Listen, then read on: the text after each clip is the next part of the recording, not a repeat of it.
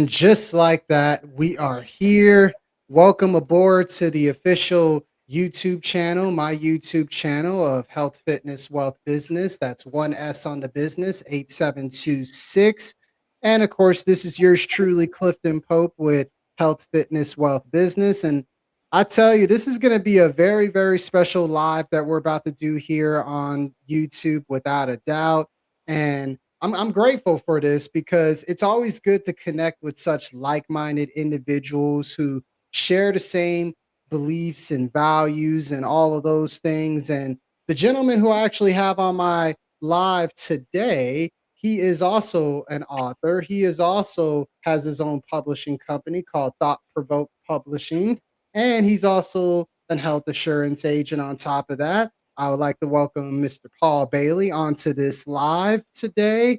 For those who are watching on YouTube Live, or for those who are watching the replay as well. And this is going to be very, very special because, long story short, Paul and I, we basically met within a networking event at an apartment complex about a couple of months back. And we've been meeting and we've been talking and we've been discussing, a way to kind of collaborate in all those things. And as we were talking, we got into some very, very deep conversations that involve so many things, religion, systems, all of those things, to where we decided, you know what, we're going to do not just only a one-off conversation and take it to social media. We're actually going to do a little series on this. So this is part one of, probably, I would say, at least a 5 to 6 part series, to where it's going to be centered around so many things, but we're going to be really focusing in on pretty much just dogma for the most part, and going back and forth between,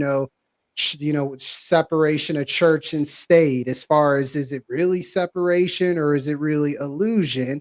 But we're going to get into all that within this series, without a doubt. But I figured, Paul, we just get right into it, as far as just talking about, what is dogma? And because I don't think a lot of people know exactly what dogma is exactly. And let me see.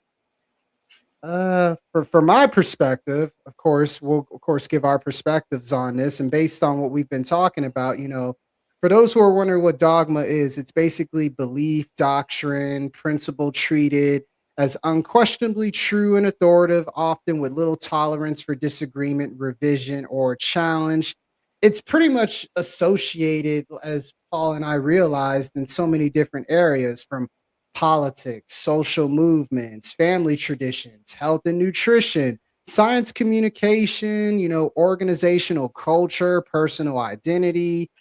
And I'm pretty sure you can relate to this as well, Paul. Dogma is not simply a strong belief, because a strong belief has to still be like examined. You got to look into the evidence. It's Mhm. always open for correction, all those kind of things.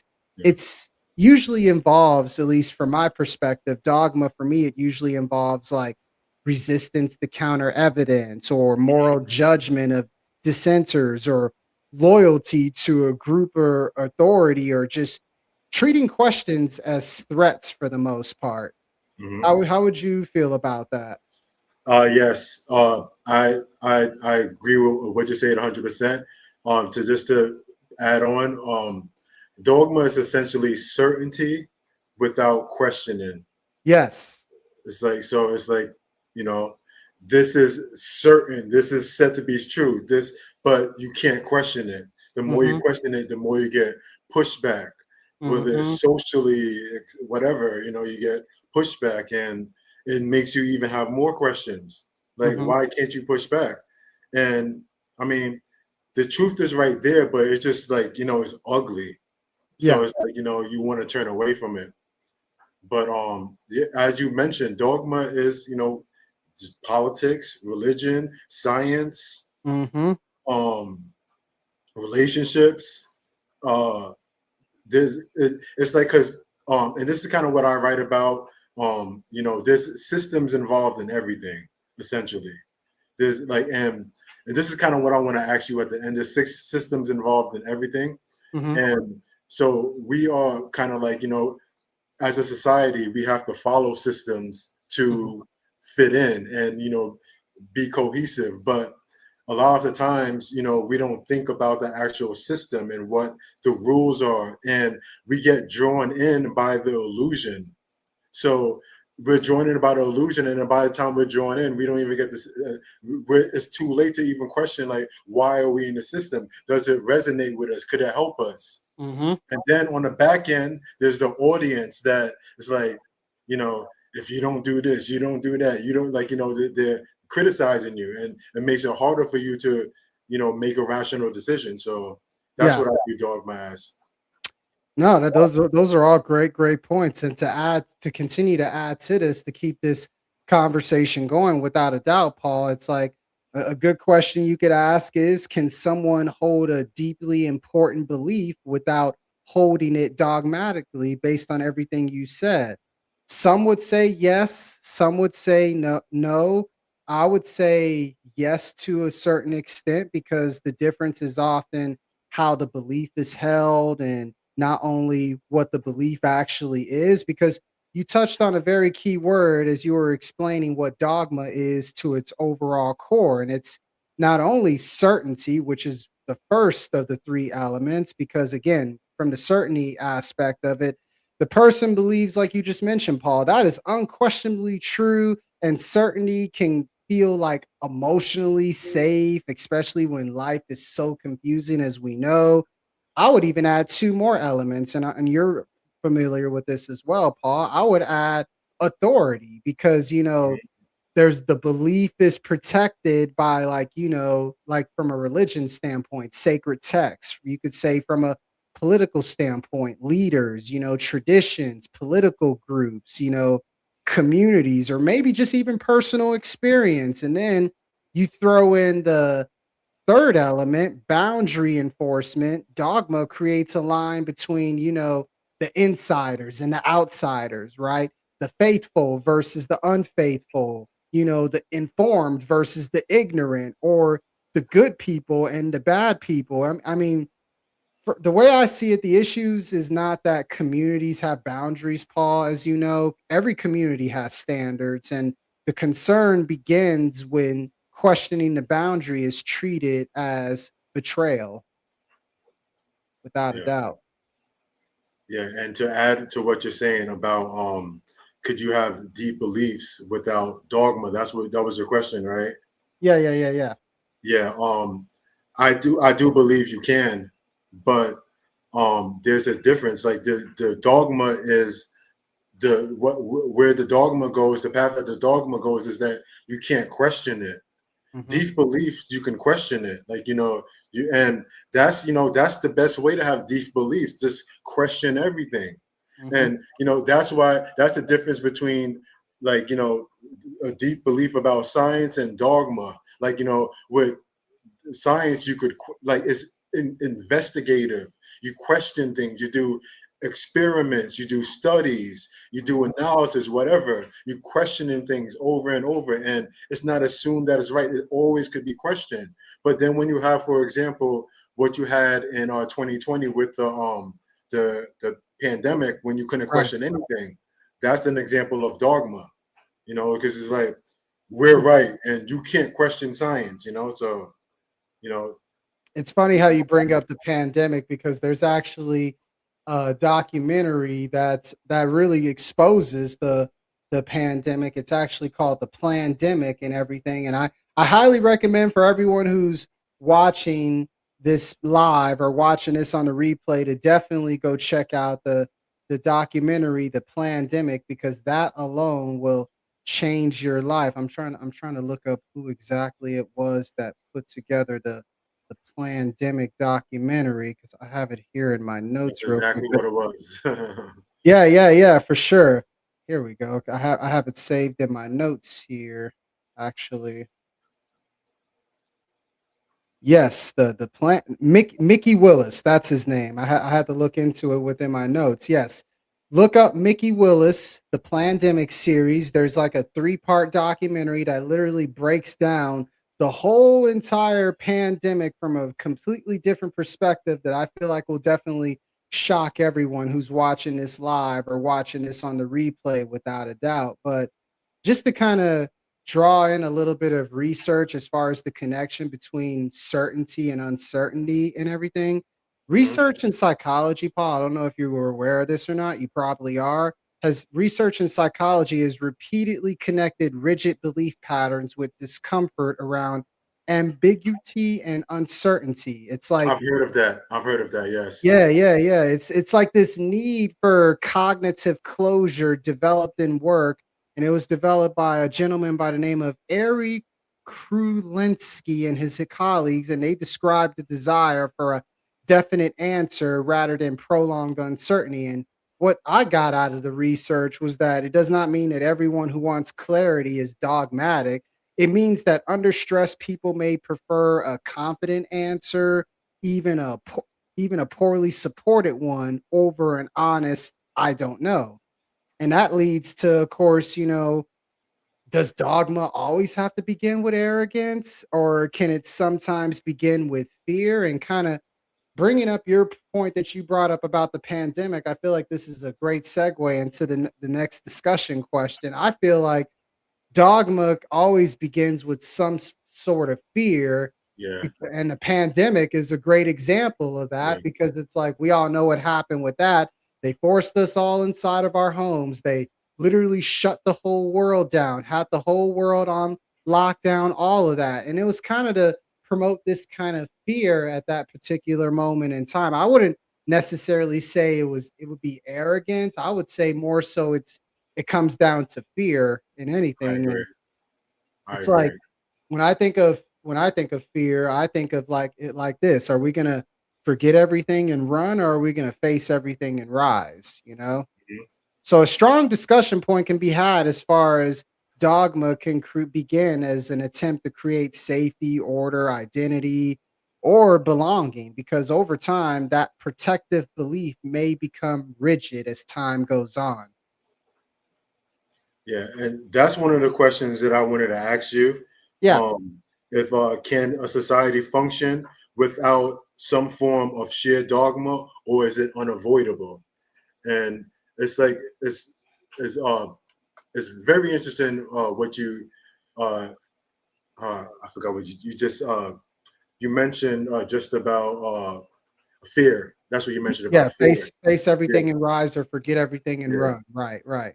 Even you when you talk about religion, it's religion you fear going to hell, right? And I'm not, like I'm not saying that Yeah. you shouldn't have you should have a moral code. Like, you shouldn't live and not, think about repercussions, but just looking at it from the context of, looking at religion and analyzing, reading the Bible. If you let go of the fear of going to hell, it becomes something different. Like you can Mhm. analyze it with more clarity. So it's like, you know, it's like it is clear to me. It's clearly about fear. Like It is. people are joined into the illusion by their fear, and then they're trapped into something where they don't even read the Bible. It's just word of mouth, what they see other people practice, maybe tradition. And even when you go to the early days of Christianity, it's a different project than it is now. So it's like, Oh, man. There's so much we can go into just off of what you just said, but to kinda highlight it the best way I can because we're gonna have plenty of time to talk about this for sure. You can make an argument, Paul, and we've talked about this as we were planning this series out. You can make an argument that most people are afraid of, religion, or they're not interested in it, or they kind of have this belief system around religion to where it's like kinda like what you just mentioned, it's kinda like a ultimatum kinda thing, and it kinda ties into, is there really a separation of church and state? Because they seem kind of identical if you think about it. We'll talk about this in another part of the series, but just to kinda plant the breadcrumbs to it, look at it like this for those who are watching on live and watching on the replay and stuff. If you really take our government and the church system, it's kind of there's one parallel there. It's like the government, obey our laws or you're going to go to jail. Religion or Christianity, obey our commandments or you're going to go to hell. It's kind of like it's literally kind of like the same thing as Mhm, far as like, either or obey or suffer the consequences. mhm. And if you really look at it from a religion standpoint, you can make an argument like that the Bible and everything. Don't get me wrong, nothing against the Bible. You can learn a few things within the Bible that'll help you become a better person. But as we talked about Absolutely. before, Paul, it's like the Bible at best is half of the truth. The other half of the truth comes from like, early Gnosticism Christianity, the where they really told basically the other half of the story that the Bible basically left out. Because you can make an argument that the God that's being described in the Bible ain't even really the true God that we're supposed to be worshiping. It really, really isn't. And if you look at it from the Gnostic text standpoint, the Old Testament God that they described is really called the demiurge. And the demiurge came from this fragment of all of these other aeons that the real true invisible force, the most high God, the original source of consciousness, or as the Gnostic text will call the monad, that is the real invisible force that should be praising, which we have within us to begin with. And it's like going back to, of course, the Bible and everything, where the Old Testament started coming together. Most people don't realize this, that the God that says that I am a God and there is no one else besides me. If you really break down that statement alone, that should that should raise a bunch of red flags and questions within itself, because why would you have to announce that? As far as like that kind of sets off the whole dogma in religion in a way, because it goes back to the earlier discussion. That's just straight out of arrogance. It's like you shouldn't have to announce yourself as the only God and no one else is beside you. That, to me, that kind of sounds like something that like a It's dictator implying would something. say It's or implying something something like that. hidden. And it's kind of like that kicks off the whole religious dogma that's been basically been practiced for centuries and everything. And just to kind of finish up the brief overview, because we'll definitely talk about this another time. I mean, we talked about this, Paul, as far as the God that's described in the Old Testament, the demiurge, that actually came from one of the last aeons within this tree. It's like it started with the invisible force. Then it started with the mother, as far as Barbara Barbello, if I'm saying the name correctly. Then it started with, of course, the son, the Christ. And then it started with all the other characters that we are known. And then, of course, it goes down to the last one being Sophia. Sophia was so amazed by everything that was being created through the true divine force. Sophia figured, I want to try to create something on my own without the monad's assistance. Hence, the demiurge came. Sophia was so ashamed of the demiurge to where it's like, cast the demiurge as far away as possible. That way, the monad and all the other aeons and everything weren't aware of it. Then from there, that's where it's like Sophia kind of created like this little cloud around the demiurge and created the overall throne, the quote unquote throne that God sits on and everything. And then that's where it was like, I am God and there is no one else besides me and all those things. And that's kind of what set off the religious dogma that we know within the Bible and all this stuff. And if you don't believe me, you could literally this is Google information. I just wanted to throw that out there. If you literally Google Gnostic texts, there's a whole website to where I think it's gnosticismexplained.org or something like that, that literally has like the origins of all of these things. So for those who are listening who are wondering what are y'all are talking about, just gave y'all a resource right there. And it kind of set the tone for like the belief systems of Christianity and the belief systems of almost all religions, because if you really think about it, all religions point back to Christianity, the ultimate source and all that. And it's like, from your perspective, Paul, why do you feel like humans naturally create belief systems? Because we have a need for external validation, like at our core, like we have a need for validation, period. like to be accepted and approved by Mhm. others. And it there's part of it that is good, but part of it could be dangerous because Yes. um the ultimately the approval from yourself is what's the most important at the root. Mhm. And that goes back into like gnostic, like in unlocking what's internal. Now it Mhm. doesn't mean to be selfish and only focus about yourself, because we're here, we're in existence with other people. Mhm. But the true validation and the true approval and what's going to really matter in the long term. Short term external validation might get you here, there, but it's not something that you should live off of. And religion is one of the many elements that uh, promotes external validation. Like, you're looking for approval from others. Sometimes you're putting on this performance, and by default, we put on performance here and there, but it's not genuine. It's not, we're not being something that's true and valuable. We're just putting on this performance for performance act and making people see that, oh, look at me, I'm a Christian. Oh, look at me, I got. And but Yeah.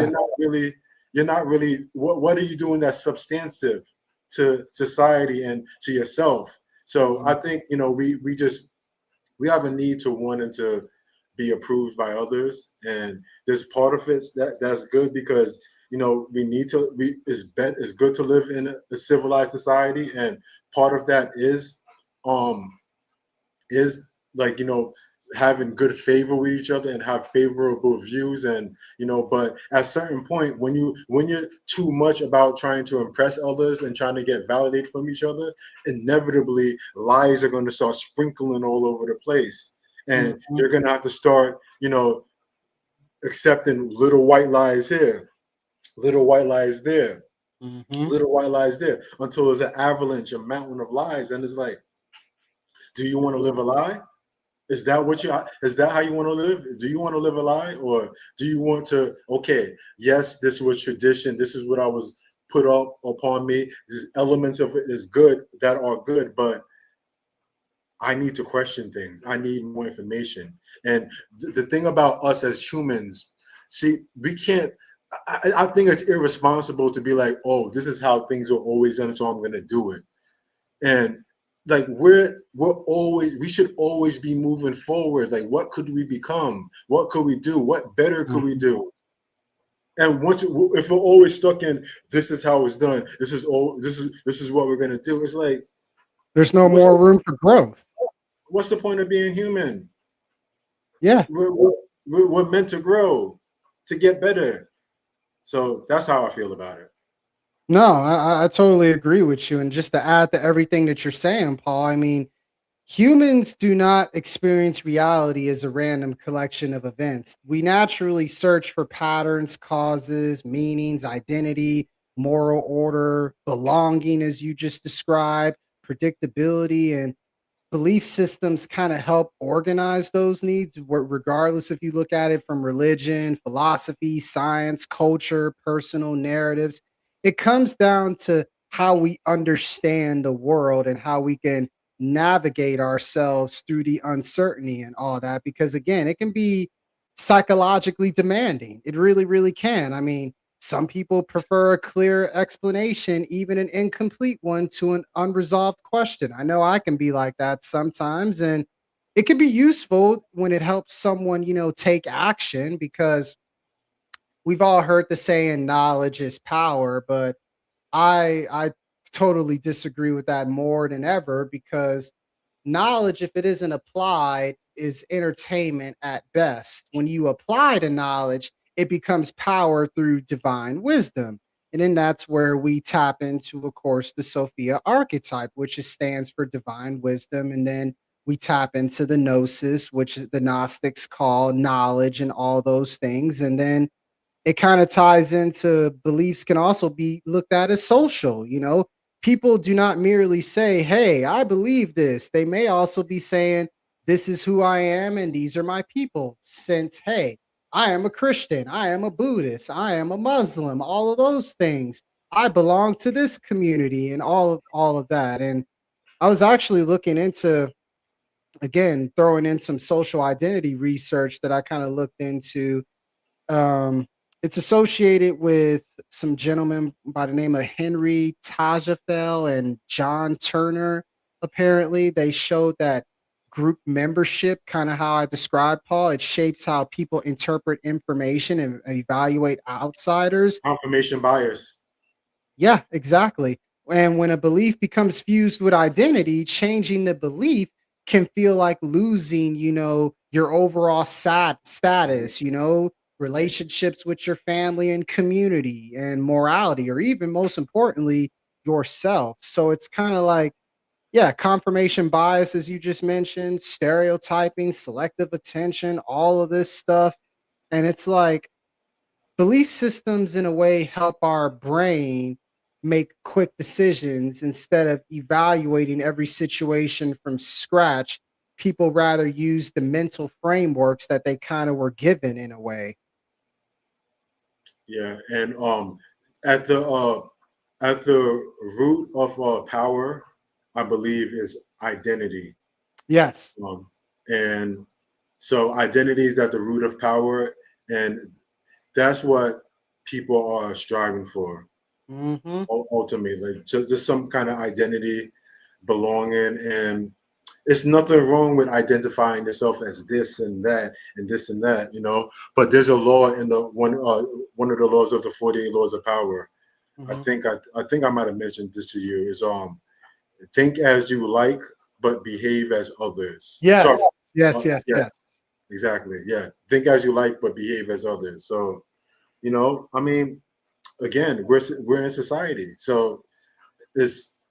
I'm not saying to go out there and flat out lie, no, but um, unfortunately, in this society, when you tell, even when you have discussions about this, but when you tell the truth, like it could cause a lot of damage. It could cause a lot of pain, and so it's you could have your own thoughts. This is why we're here. We're like we're having this discussion. It's important. It's important to have these thoughts, Hmm. but when you go out and you're navigating the systems, it's wise to behave as the others. Don't let off too much. Don't tell too much. Just fit in, navigate, and just it doesn't the system doesn't have to define you. It Yeah. doesn't have to define you.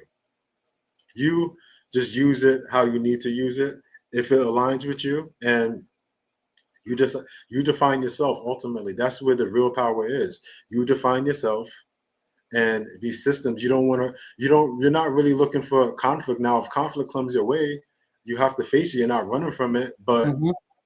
you're not really going out there looking for conflict. So you're not going out there, well, this is wrong about religion and that's wrong about religion. No, we're having a discussion here, and me and you are two respectable, knowledgeable people. So it's a blessing that we could have that discussion. You Yes. can't have that discussion with everybody. You can't have Hmm. that.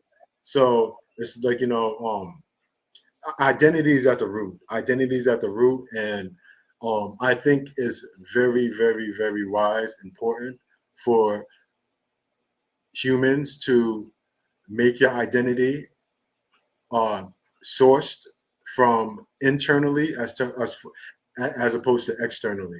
Whatever it is, religion, relationships, politics, science, no, that doesn't define my identity. What's going on in here, what I unlock in here, that's my identity. No, I agree. I agree with that without a doubt. And again, you kind of basically answered the next discussion question I was going to kind of throw at you as far as what belief system helps you make sense of life and what would happen if it were seriously challenged. And you threw out literally the key word, identity. Again, it refers to the set of qualities, beliefs, personality traits, and expressions that define who a person is and what characterizes an overall group. At the end, it's funny how you bring that up as far as internally versus externally. I'll even take it a step further. We're so wrapped up about around having like a certain title that defines us. And it's like if you ask a question to someone like I remember I had a particular guest on the podcast, and she kind of broke it down in a way that is very, very interesting as far as like, who are you, right? And most people will say, well, hey, I am this, this, and that. They'll refer to their job title. And then if it's not their job title, they'll be like, well, I am a mom, or I am a dad, or this, this, and that. No, who are you exactly? And if you really strip away all the titles and you strip away all the identity and all that, kind of going back to the Gnostic text, and this is what the real true invisible force of the monad and the real true invisible force of what Yeshua, Jesus, basically talked about was that the kingdom of heaven is within us and it's all around us. Therefore, it even talks about it literally, and it talks about it literally in the Bible. As a matter of fact, I got that scripture pulled up right now because I remember doing like a whole sermon message on this. Here we are. It talks about it in the book of John, chapter 14, verse 20. And that day ye shall know that I am in my Father, and ye in me, and I in you. It literally tells it, and that's one of them. It's literally in the Bible that literally says that, hey, it's basically saying we are one with the Father, the Most High God, and at the same time, the Most High God, the Father, is within us. That's literally what Yeshua was teaching to all of his closest disciples that didn't get the message entirely, but of course, Mary Magdalene, she got the message within the final days and within the final teachings that, of course, Yeshua provided. And then that's when she relayed the message and all of that to the disciples. And she kind of basically carried on those messages on how to be in tune with the Christ as far as being anointed and chosen ones. Therefore, we basically all have the ability to tap into the true divine power because it's already within us. And there's certain ways that can we could break out of this cycle or of and everything to where we'll definitely talk about it at a later notice because that's definitely something I want to cover within this series to kind of show how they can break out of this little dogma cycle of the Christianity religion that's enforced right now and how they can get back in tune with the quote unquote monad and return back home to pretty much that true divine power that's within you, that's within me, that's within everybody. It's just a matter of just, flipping the switch and turning it on for the most part. And I feel like when we do that, that's when we establish our real identity and who we are and what we are about and what we represent because we're all pieces of the puzzle. We're all pieces and fragments of the monad, the original source of consciousness and the most high God. And that's where most people get lost and they forget that and they feel like they need to comfort themselves by giving themselves titles that Yeah, honestly it sounds good on your overall identity, but it's not your real identity. And it's like this conviction that people are searching for in a way. And it's like, when does conviction become dogma? yeah. And Where to be does conviction become dogma? And for me, I feel like, conviction becomes dogma when openness gives away to defensiveness and truth seeking gives away to belief and protection, kind of like how you were talking about earlier. yeah, And just for those who are listening, of course, Paul, here's a few signs that you can realize as far as practical warning signs on when conviction can become dogma. We kind of touched on this already. Questions are treated like rebellion. You know, that's the main way. evidence is accepted selectively. Identity replaces examination. Kind of like what you were talking about with identity. The person stops saying, I believe this because and instead say people like us believe this, as you were just referring to, or dissenters are morally condemned and everything. Disagreement becomes evidence that someone is stupid, evil, dangerous, or disloyal, or spiritually lost. That alone turns into a disagreement over ideas into an attack on human worth, which is what our problem is within religion and politics and just overall society. Or better yet, the belief cannot be updated. Those are some signs to kind of look out for. And not only that, just to throw one more at you, the belief produces harm but remains unquestioned. Those are some things to kind of think about. So, what do you feel like, Paul, as far as when does conviction become dogma from your perspective? You're exactly right. When you can't can't question it, the more you ask questions, the more pushback, the more shame, insults, whatever you get. That's when you're approaching dogma. If it was conviction, if you were truly convicted about it, you will leave no you would unturn every stone. You will Hmm. have at least internally. Again, think as you like, but behave as others. So at least internally, you know the truth. You know exactly what's going on, and Hmm. you at least you, and especially in this internet and AI age, there's no excuse about not getting the information. You have access to all the information, and at the root of what's everything that's going on, I know I mentioned identity, but uh, digging like a little bit deeper, I think we want people want the easy generally want the easy way out. They want the easy Hmm. way out of life, and they want to take shortcuts every step. And like you run a lot, you do a lot of running. When you run your miles, you don't take shortcuts, right?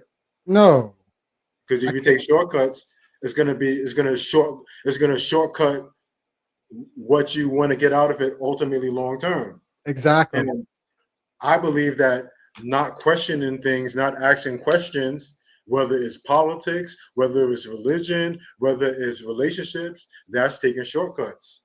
It's Hmm. taking shortcuts. And again, I know like especially with children, there's certain things you have to protect them from. I get it, but as an adults, uh, we have to, I think it's important to question everything because again, we're I'm not here for stagnation. I'm not here just to be this version of me for the rest of my life. No, Exactly. no, I want to get better every single day. I want to Hmm. improve. And the way how I'm going to improve is looking myself in the mirror and saying, oh, that what I thought about that the other day, I was wrong. I was Yeah. wrong. I got more information. This is right. I was wrong about this, and continuously, every day, every moment, just picking this, and of course not beating up on myself. I'm human, it, and it's part of the process. Like learning from my mistake it's a blessing. It's a blessing. Some people treat it like it's a punishment. No, it's a blessing. Hmm. You're improving in reality, in current moment, you're improving. So I just think again it questions when you ask certain question about these subjects. It questions people's identity. It makes them uncomfortable from the Hmm. easy life they want, and not everybody is willing to run a mile or like me train martial arts and high intensity workouts, and just not take shortcuts. Even if they train, even if they get up and train, they're gonna want to take shortcuts. Like, Hmm. no, I'm getting up and training, and I'm not taking shortcuts because it's not gonna benefit me. It's gonna hurt. I'm gonna confront some things. It's like, man, why did I even get up? Why did I even put myself through this? But in the long term, it's like, nah, nope. I'm It's eating my funny how gut. you mentioned shortcuts because most people take shortcuts because they don't feel like necessarily doing it to begin with, and it's like Exactly. they don't realize that. And it's funny how you bring that up because I was telling one of my clients this yesterday during our session and everything because she was having one of those days to where it's like her body and her mind, they weren't feeling it and all that, and I had to remind her that the best workouts come when you don't feel like doing it because Absolutely. the long-term effect of it is like you're going to feel absolutely amazing about it once Mhm. you complete the workout, once you complete the run, once you complete the cardio, weightlifting session, whatever it is that you're doing and everything. And I feel like that's also that's very, very important for sure. And it's again, everything that you just touched on, Paul, you literally kind of just spoke on basically what the research is saying as far as like, reducing dogmatism to one cause. I mean, you kind of touched on the need for closure a little bit as far as people who strongly dislike uncertainty. If you've noticed, they may be more attracted to rigid, definitive systems, and that can intensify during, like, a crisis, social threats, political instability, financial pressure, personal loss. Again, we've been talking about identity protective reasoning a little bit. People often defend beliefs that protect their social identity even when contradictory evidence is available. I mean, we you touched on this earlier, confirmation bias. People tend to seek supporting evidence or remembering confirming examples, dismissing disconfirming information, all of those things. I'll even take it even a step further, intellectual humility, you know as far as even the research says on intellectual humility, it suggests that acknowledging the limits of one's knowledge can support better learning, more accurate judgment, healthier disagreement, openness to correction. Intellectual humility does not mean having no convictions. It means recognizing that, hey, we could still be sincere and we could still make mistakes. We're not perfect, we are human, but at the end of the day, there's more room for growth and there's more room to improve, and there's more room to basically, like I always like to say, become a better version of yourself in all areas. Why limit yourself to a certain thoughts and words and actions and habits and belief systems, to where, again, going back to what we were talking about with fear, we can rise above it all. That way we can reach new levels that we never thought was possible to kind of begin with. And it's like, if you look at it from this perspective, I mean, can dogma ever be beneficial? It can be. It just depends on your perspective and everything. I mean, going back to, the meaning and the purpose, moral boundaries. I mean, do you feel like, Paul, dogma can be beneficial? I think it can be because I mean, ultimately, most people are at the stage where they need something external to guide them. Yep.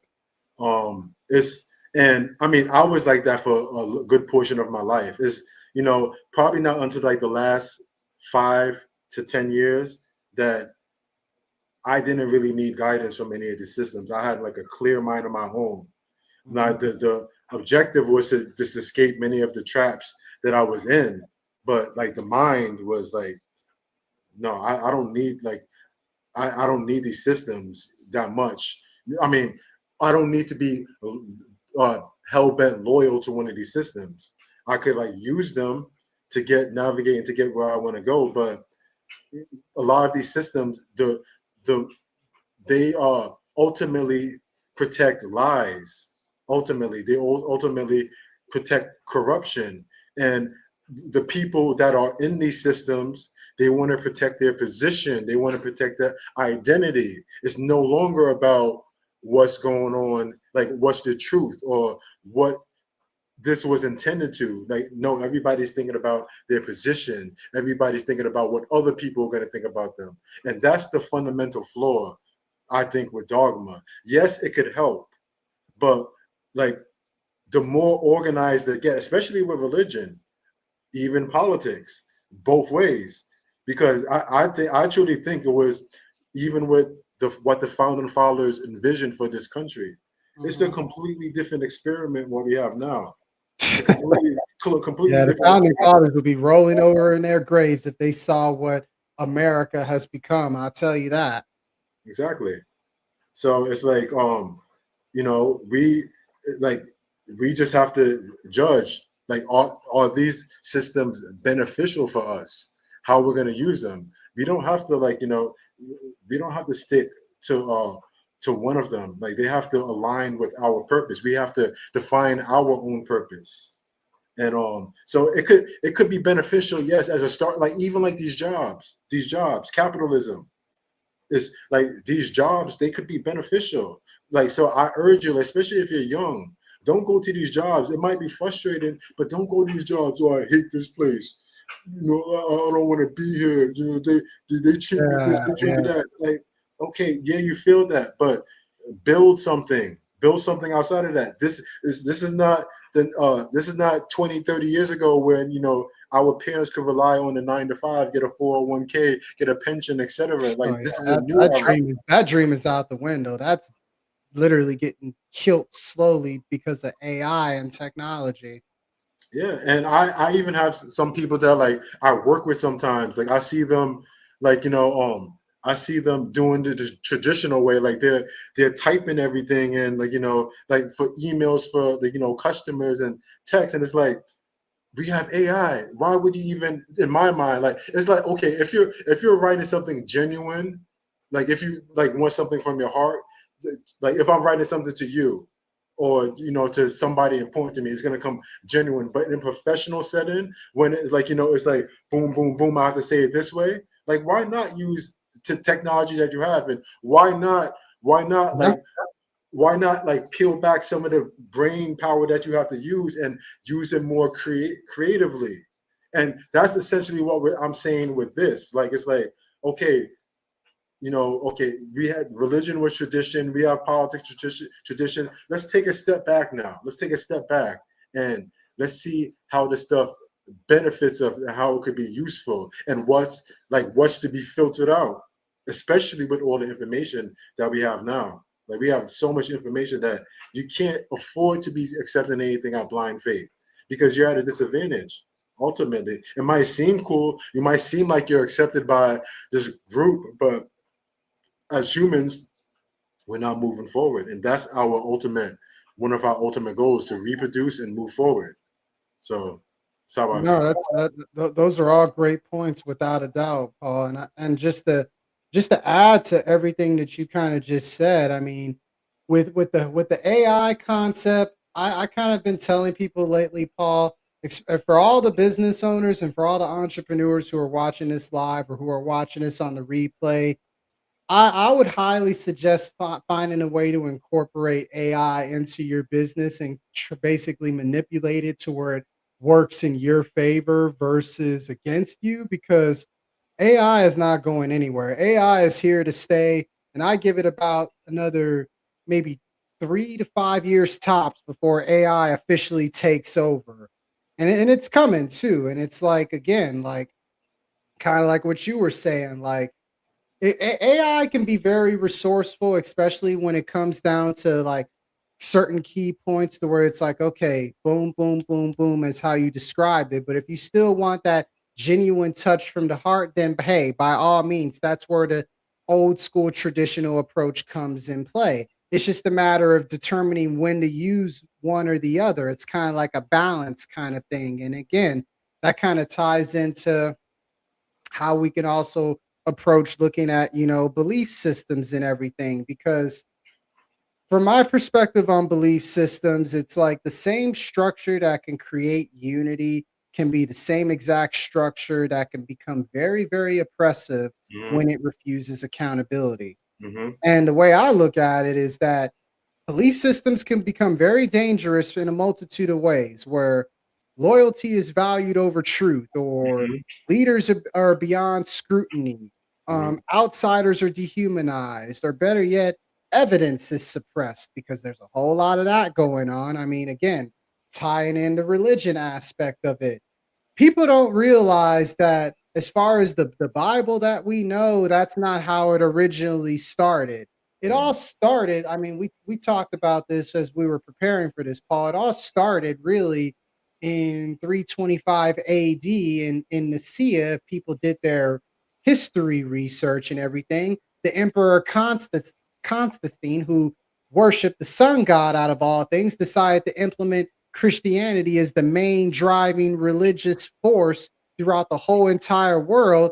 And they decided to keep, like certain texts, and they decided to get rid of certain texts and all of those things, which is something I definitely will we'll definitely be diving into at a later notice, but that's kind of like a good example as far as evidence being suppressed and everything.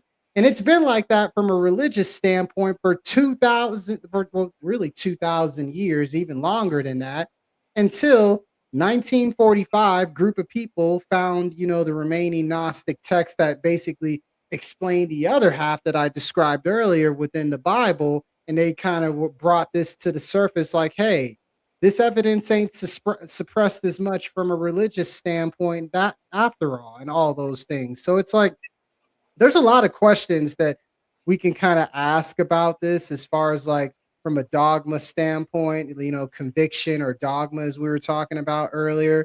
You can literally ask questions like these about any belief. Can I explain why I believe this? Most people can't even do that. Do I apply the same standard to my side and opposing sides? What evidence would make me reconsider it? Does this belief make me more honest and merely more certain? Does it produce compassion, wisdom, and responsibility? Can I admit what I do not know? I can go on and on as far as questions you could ask, but the reason why I'm bringing up all these questions, Paul, and for those who are watching this, is that the goal is not to eliminate belief systems. That's impossible. Yeah. Everyone operates through assumptions about, like we've been talking about, identity, reality, purpose, knowledge, just human nature. The goal, really, at the end of the day, when it comes to belief systems, is just develop, examine conviction as far as, hey, I can explain why I hold it. I will continue to learn. I will continue to grow. This matters deeply to me. I can listen without surrendering my judgment, being more open minded. I can revise my understanding without losing my integrity. It's just hold your values firmly, but hold your interpretations humbly. Intellectual humility, y'all. Intellectual humility. That is for sure. Yeah, a lot of people have that problem with admitting that they could be wrong, possibly wrong about the information that they have. Uh, it's like religion was thrown on to me by my parents. I love them. They were Mine really, too. yeah, my parents were amazing parents. I love them. Um, Mine too. yeah, it was thrown onto me, and I never had a chance to question it. And I'm not here saying that Christianity, religion, is all bad, but Mm-mm. not questioning things, that's the problem. That's the big problem. That's the big problem. You have to question things. You have Yeah. to ask the circumstances. And again, we live in a society, and there's order and there's control. So I mean, we do have to follow rules to a certain extent, but you know, not everything is worth abiding by. I'm not telling you to break the laws or break the rules, but things should be questioned. Things should be questioned. Like, what is this? What is that? And It's funny how you say question everything, because what came to my mind was there's a song that Jay-Z made on the Magna Carta Holy Grail called Heaven, and he has a line in there and says, "The questions exist until the questions are solved." So yeah, that alone should tell you something, y'all. Question everything. I mean, it doesn't hurt to ask questions. It doesn't hurt to be curious. yeah, What do you think the great thinkers and the great leaders did? They yeah. asked a bunch of questions. And That's as you mentioned, you could use religion, you could use belief system. As you mentioned, you could use them, but question. Yeah, that's where I'm at right now at this course of my life. With me being 34 years old, I'm questioning everything more than ever. I mean, and to kind of allude to what you were saying, my parents are great parents. I mean, if there's one commandment that I take seriously out of the whole 10 commandments, it's honor thy mother and father. That's the one that sticks to me personally the most. And it's like, again, my parents are amazing people. But they forced religion on me growing up. Like, they forced me through the whole Christianity Catholic system, going to church every Sunday, the whole Sunday school system, all of that. Yeah, But then as I got older, I realized that was that really worth going through? Because again, doing my own research and understanding it for what it truly is now, I even question why I even did all of those things to kind of begin with. And again, it's all about, examined conviction versus belief free living, and just again, holding your values firmly and hold your interpretations humbly. Man, this is a great way to kind of just start off this whole series, start off this whole conversation. And this is definitely going to give a whole lot of people a chance to kind of look at things differently from a really, really different perspective. Because at the end of the day, it all comes down to this: conviction gives us direction, dogma refuses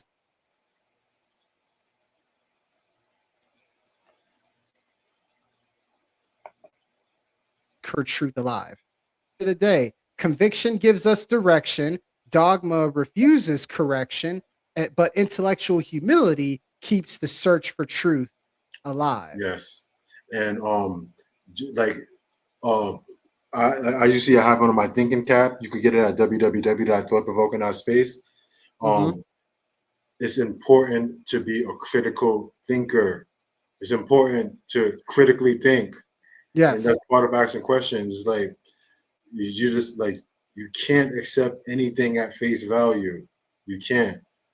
Again, Mm-mm. you could think as you like and behave as other, but you in your mind has to know to control your power and control your identity. You have to understand exactly what's going on. And if you don't understand exactly what's going on, at least be gearing towards the direction of what's going on. And it's going to be ugly. It's going to be frightening. But what's even more frightening is being controlled by a system that you don't even know the source. You don't know nothing about.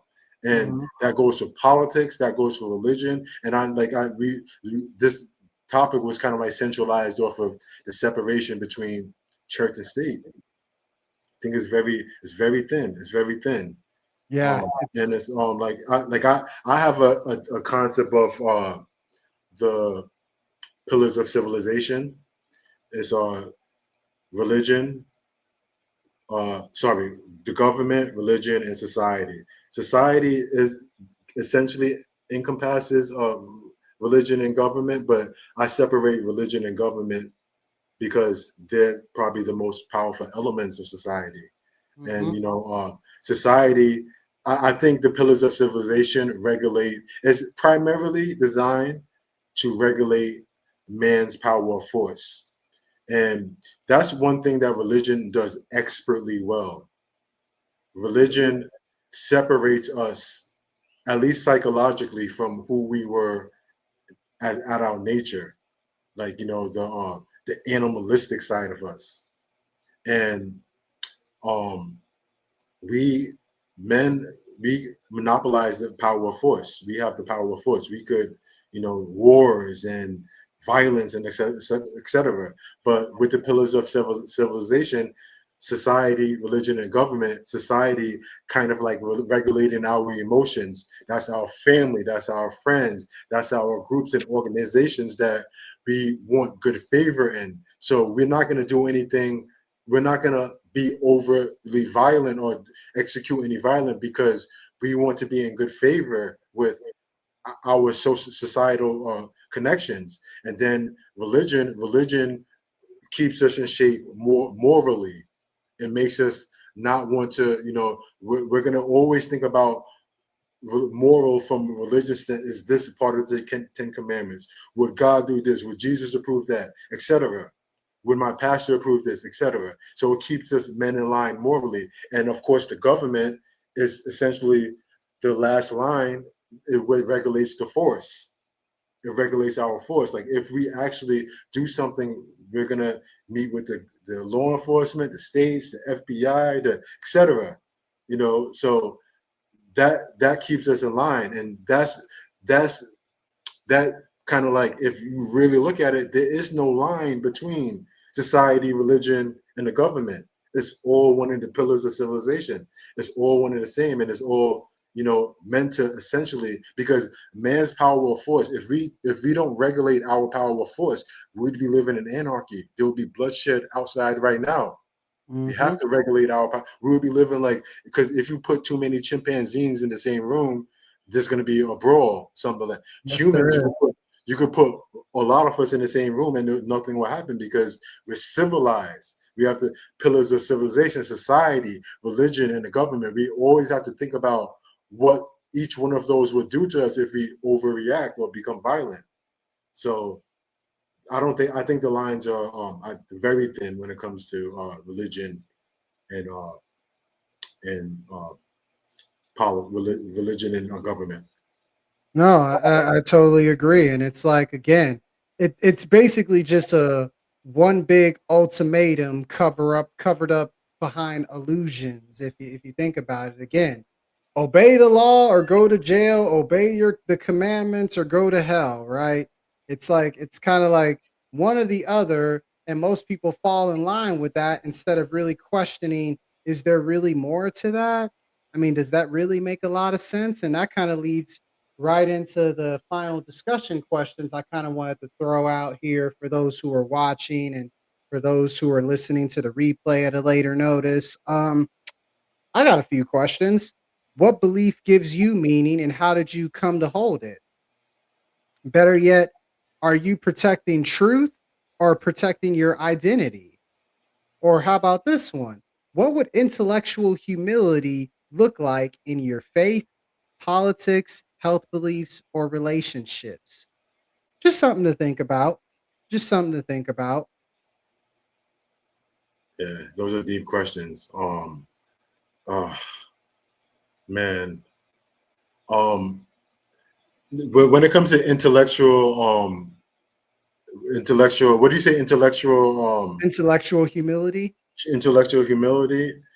I think that's one of the more important concepts that you mentioned. You know, of course, I would like to believe that I'm a smart person. I think that I am. Of course, I have some weaknesses, yes, but I'm always gearing towards greater knowledge. And quite frequently, what you mentioned about wisdom, I truly believe in that. Like, it's not just good enough to have knowledge. It's, how are you going to apply it? Yep. How are we going to use it?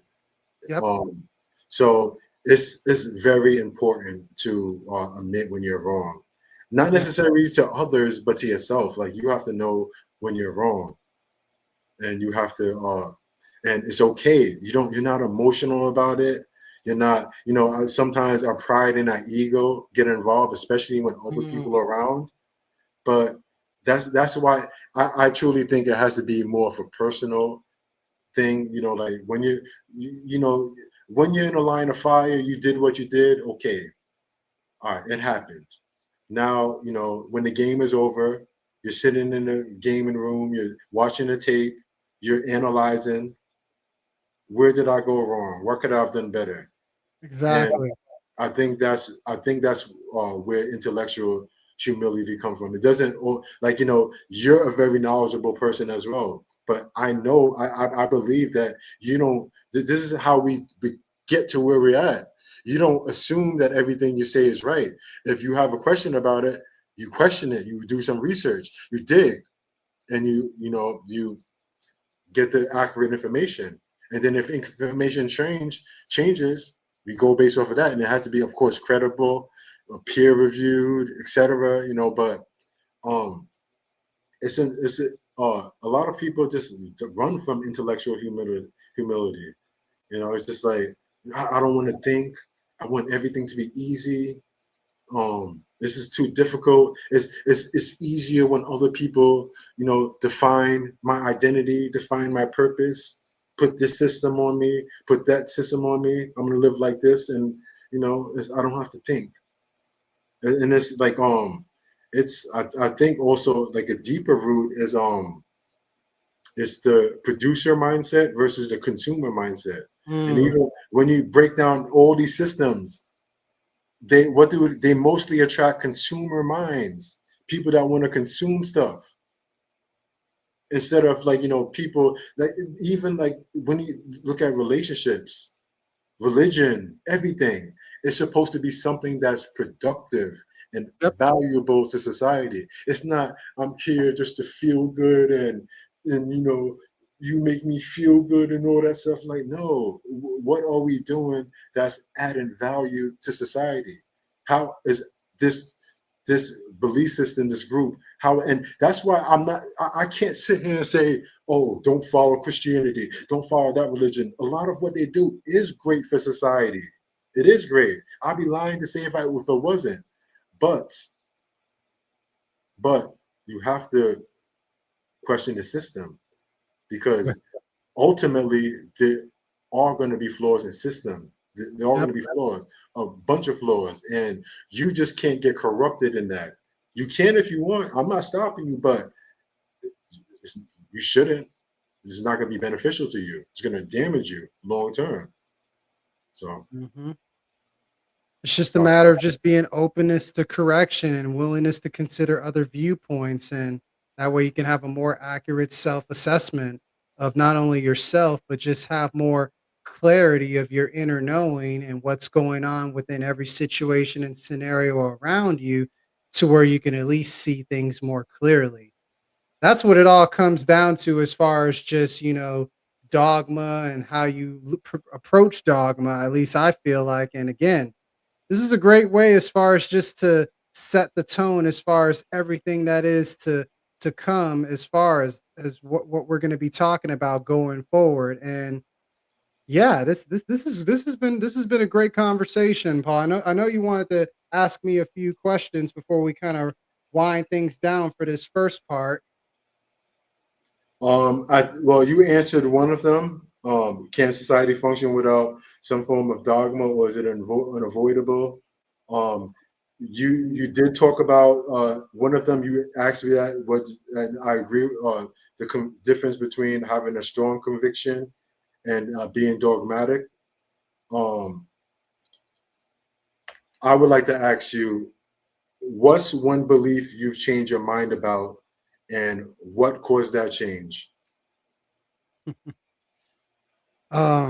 What's one belief that I changed that and why did I change it? It kind of goes back to overall the religious dogma perspective as far as just believing that, search the idea of that, searching for God as this external force, but realizing as time went on is that it's already within me. That would be one thing that kind of sticks out to me the most as far as based on the question you just asked me, Paul. It's like I've always, and it's funny because I recently had a little bit of a falling out with the church that I kind of went to because of this discussion. And honestly, it's like it's probably for the better because again, I mean, the kingdom of heaven is within us and it's all around us. And it's like as I was trying to find myself, after going through a tough relationship breakup and turning back to, the source of all things and just studying it for what it really is. I came across, the old things, everything that's talked about in the Bible. And then that led to me questioning things and then going on YouTube, doing research and all of these things. And then that's what led me to, Gnosticism. And it kind of answered really all of the questions I've always had about religion. And then therefore, that changed my overall belief and my approach on religion. Again, just comes down to, we are within the Father and the Father is within us. We are true. We all have the ability to tap into the power of Christ consciousness, all of these things. And it's like, that's one thing for me that kind of stood out as a belief. I always believed that, is heaven or hell actual places? I've always questioned that. But then I realized that all the great thinkers and all the great leaders have been saying the exact same thing. It's a state of mind. It's all within you at the end of the day.